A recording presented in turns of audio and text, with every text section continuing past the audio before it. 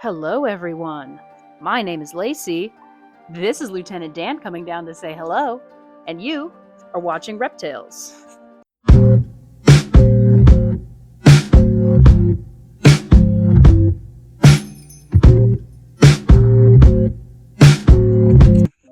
Happy Halloween. Ooh.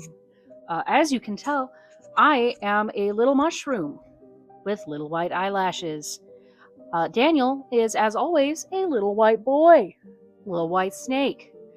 And it's Halloween, and he gets a little spooked on Halloween. It's scary for a little guy. He's only 3. So he's staying up in his house. He was comfy. I didn't want to disturb him because, it's nighttime. He's wanting to do an explore. But today, we are talking about one of the scariest snakes to snake. We are talking about the black mamba.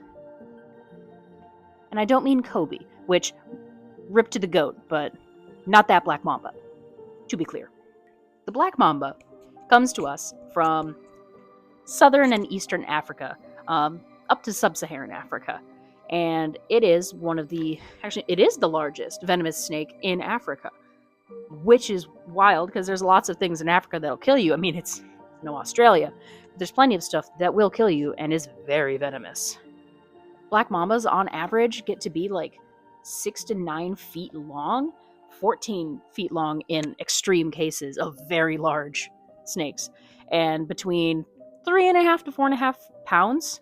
And I think the largest one, the heaviest one recorded, was like 26 pounds, which is a lot for an athletic tree noodle. And athletic they are. Some black mambas have been tracked to be going at like 10 miles an hour about in short bursts. And that's on the ground. These guys are not just ground snakes, nay. They are an athletic, fast, dangerous tree noodle. Now, they're called black mambas not because that they are jet black and terrifying like my soul. No, they are called black mambas because when they open their mouth in a defense display, they have jet black insides of their mouths, which is why they're called the black mamba, which that would be frankly terrifying. If this adorable gray-green, brownish kind of colored snake came up to me with its little coffin-shaped head, I would be like, oh, look at you, hello, friend, if I didn't know it was black mamba. And then when it opened its mouth, I'd be like, ah! Girl, go to the dentist. You have a problem. Your gums are messed up.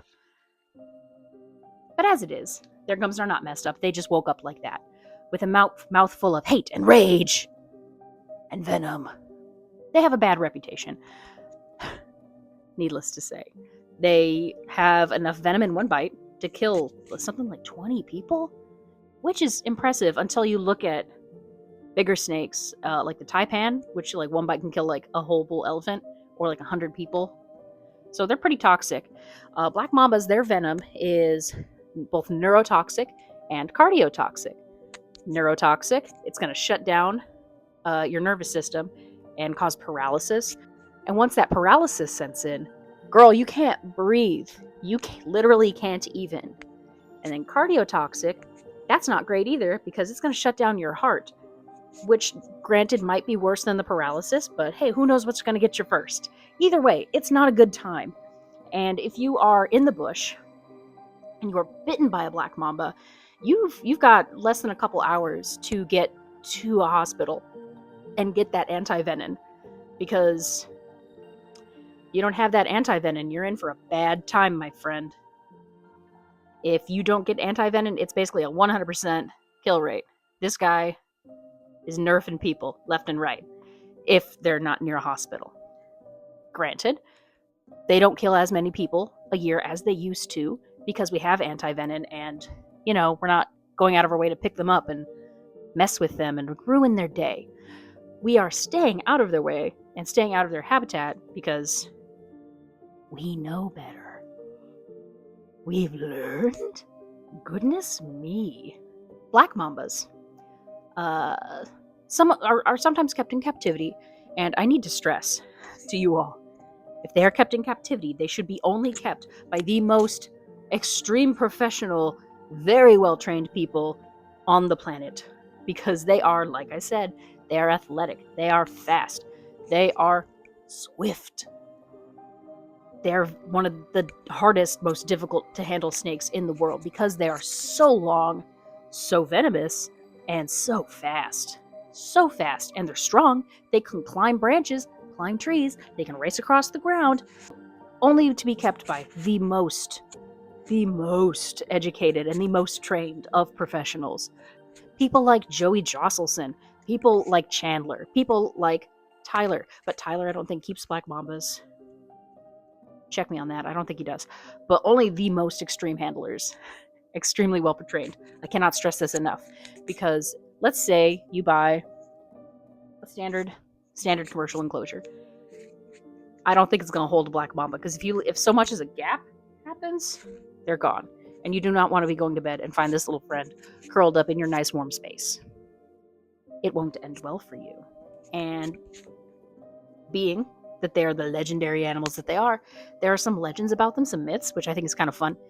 Some people believe that they can balance themselves on their tail and stand straight up. Not true. No snakes can do that. The closest would be like the king cobra, because they can like raise up half their body. Not true for a black mamba. Some people have claimed that they curl up into a ball and they roll after you to chase you. Now, that sounds really inefficient, frankly, considering that they are so fast. I don't think they need to curl up into a ball to go 10 miles an hour. They can just do it. They're just like that. They're just built different, frankly. And I think one of my favorite myths about black mambas is that they will, wait for it, they will like curl up, wrap themselves up in your hubcap of your car. And when you stop the car, they'll go up in the driver's window and get you. They don't do that. No. But there you have some small facts about the not so small black mamba. And since it is Halloween, that makes tomorrow, the day this video will come out, November. And November means the St. Louis NARBC. Wah, wah, wah. If you are going to the NARBC show, please let me know. I love to hang out and say hi, because the NARBC is really good time for meeting people and hanging out and like learning about cool, fun snakes together. So if you would like to learn about cool, fun snakes together and reptiles and lizards and stuff and have fun and like drink cold-blooded caffeine and stuff, let me know. But as always, friends, never stop learning, because a mind is a terrible thing to waste. And happy Halloween from Daniel and myself and Sylvester and the goose who has run away. See ya!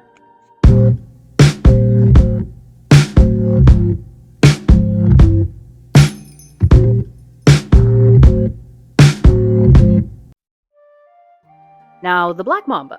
Goose! There's a cat